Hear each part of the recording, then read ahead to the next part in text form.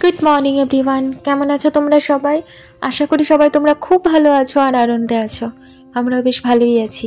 আমি শান্তনী, আমার নতুন একটা ব্লগে তোমাদের সবাইকে স্বাগত জানাই। আজ শনিবার, চলো আজকের দিনে গল্পটা তাহলে শুরু করি।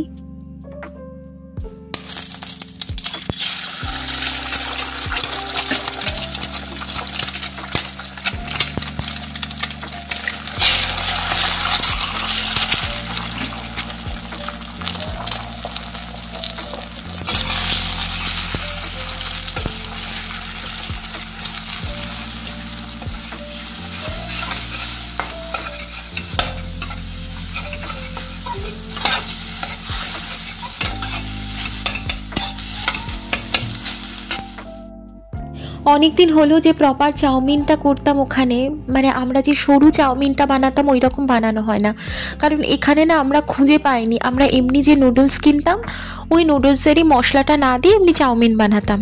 তো আমাদের পাশের ফ্ল্যাটে যে সায়নীরা থাকে ওরাই থিন নুডলসটা খুঁজে পেয়েছে, দিয়ে আমাদের বলে, ওর কাছে খেয়েও দেখি যে হ্যাঁ একদম তো আমাদের ওখানকার সরু চাউমিনের মতো, তাই ওইটা নিয়ে এসেছি। এটার 2 কেজির একটা প্যাকেট পাওয়া যায়, থিন নুডলস উলওয়ার্ডসেই পাওয়া যায়। এটার দাম হচ্ছে $7, বেশ ভালো, অনেকটা পাওয়া যায়।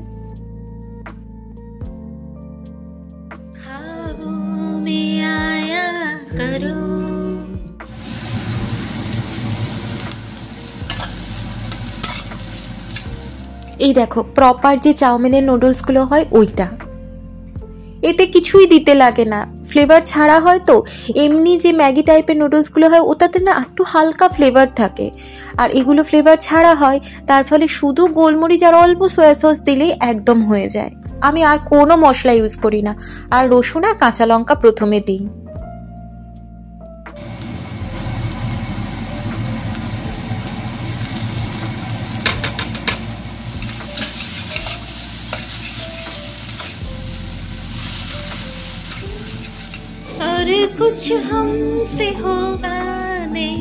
আমার তো গান চালিয়ে কাজ করতে ভীষণ ভালো লাগে, তাই আমি রান্নার সময় অলওয়েজ ওই মোবাইলে কিংবা টিভিতে ইউটিউবে কোনো গান চালিয়ে কাজ করি।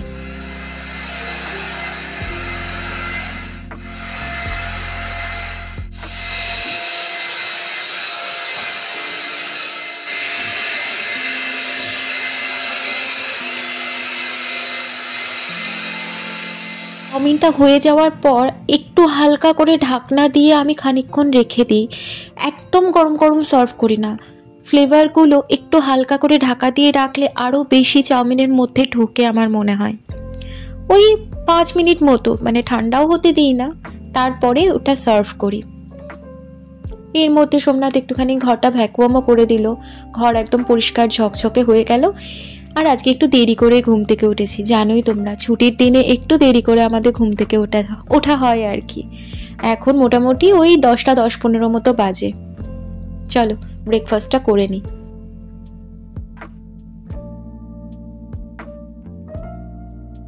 Chowmein ready.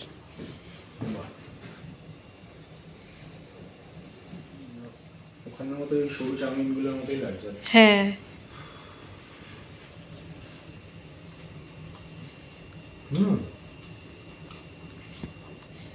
একদম ক্যাপসিকাম হলে আরেকটু ফ্লেভারটা ভালো আসতো। না ঠিক আছে, ভালো লাগছে, ভালো লাগছে।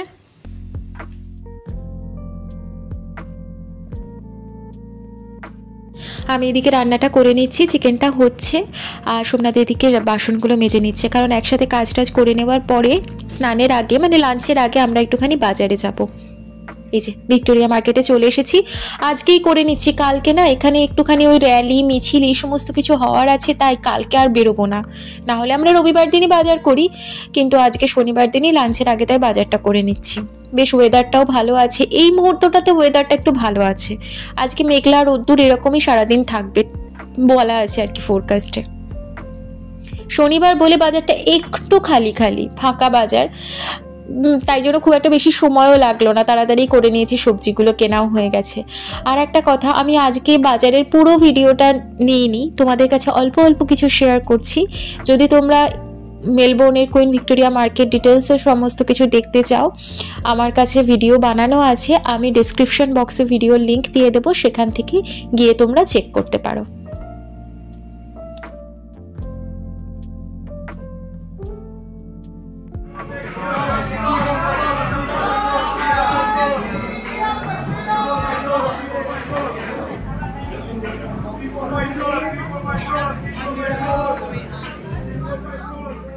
এটা একটা বাংলাদেশি স্টোর। এখানে আমাদের ইন্ডিয়ান সমস্ত ধরনের মশলা পাওয়া যায়, গুঁড়ো মশলা, তারপর ফোড়নের মশলা, সমস্ত কিছু ওখানে পাওয়া যায়। এখানে বাংলাদেশি দোকানগুলোতে আমাদের দেশীয় সব ধরনের সবজিও পাওয়া যায়। কাঁচা লঙ্কার দাম কিন্তু এখন অনেকটা কমে গেছে। এখন যেমন শীতের সবজির বদলে গরমের সবজিগুলোর দামগুলো আস্তে আস্তে কমছে, কারণ ভেন্ডির দাম দেখছিলাম আগে $24 পার কেজি ছিল, এখন বেশ খানিকটা কমে $11 হয়ে গেছে। এইখানে না একটা ইন্দোনেশিয়ান ফেস্টিভ্যাল চলছিল, তাই ইন্দোনেশিয়ান জামা কাপড় কিছু বিক্রি হচ্ছিল। এই মানে ওই হাড় কানের ওগুলোও ইন্দোনেশিয়ান জিনিসপত্র বিক্রি হচ্ছিল।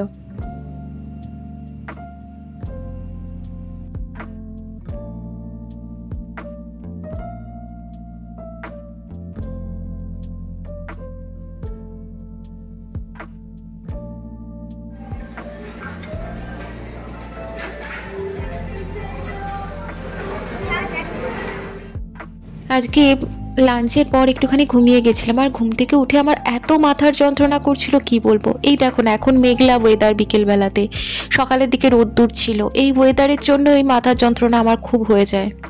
সন্ধেবেলা একটু পরে বেরোবো ভাবছি, তাই সোমনাথ দেখছি চা বানাচ্ছে। আমি এসে করতাম, আজকে দেখছি ওই বানাতে শুরু করে দিয়েছে।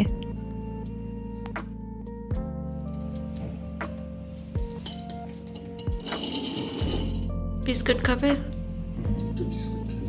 হ্যাঁ, তাহলে আমি বিস্কুটগুলো বার। কালারটা খুব সুন্দর এসছে।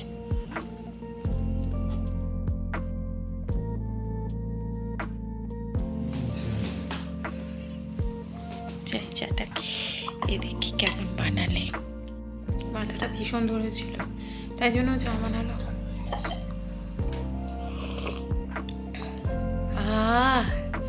আদা এলাচ দিয়ে ফ্লেভারটা কিন্তু দারুণ এসেছে, দারুণ লাগছে।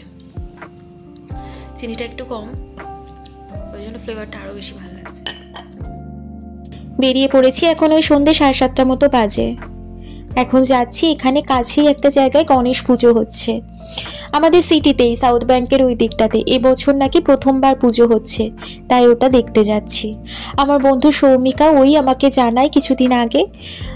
ব্যাড লাক হলো আমি দুপুরবেলা ঘুমিয়ে পড়েছিলাম, তো তাই ওকে জানাতে পারিনি, জানালে একসাথে দেখাও হতো আজ।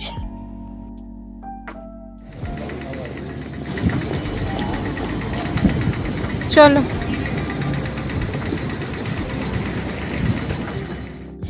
সাউথ ব্যাংকের এই জায়গাটাতেই সন্ধ্যেবেলায় হাঁটতে খুব ভালো লাগে, চারদিকটা আলোয় আলোকময় হয়ে ওঠে। ওই যে দূরে দেখতে পাচ্ছ বেগুনি কালারের লাইট জ্বলছে, ওগুলো না গাছের মধ্যে লাইট জ্বলছে। চলো ওই দিকটা দিয়ে যাবো, যখন দেখাবো। ভারী সুন্দর লাগছিল। আর দূরে দেখো গুটি পোকার মতো যাচ্ছে, ট্রেন যাচ্ছে ওই দেখো সামনে। অনেকদিন পর আমরা এই রাস্তাটা দিয়ে হাঁটছি না?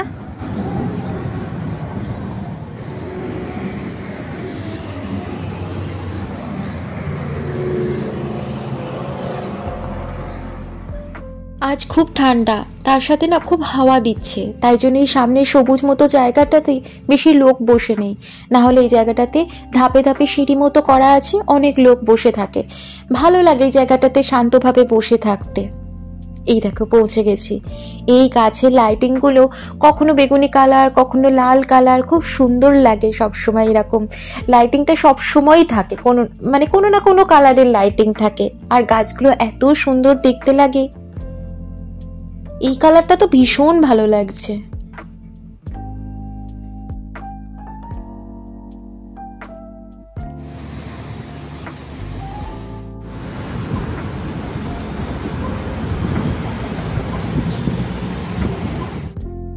পৌঁছে গেছি আমরা।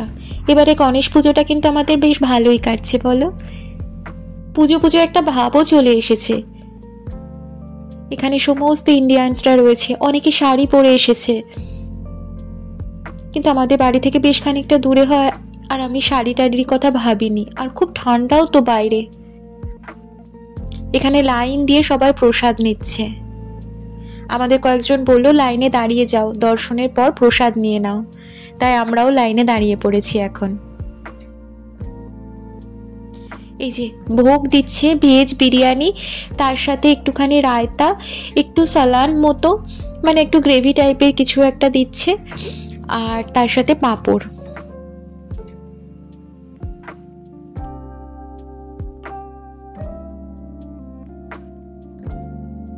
আমরা তো ভাবিইনি, এটাতে তো পুরো আমাদের ডিনারই হয়ে যাবে।